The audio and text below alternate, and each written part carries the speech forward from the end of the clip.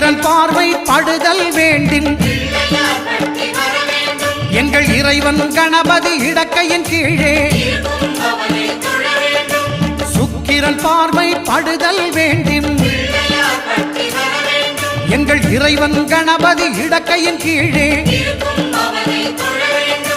புத்திர பாக்கியம் தருகிற பகவான் சுக்கிரன் அங்கே குடியிருப்பான். அவன் கற்பக கடவுளை கண்டவர் தமக்கு பொன் பொருள் அள்ளி கொடுத்திடுவான்.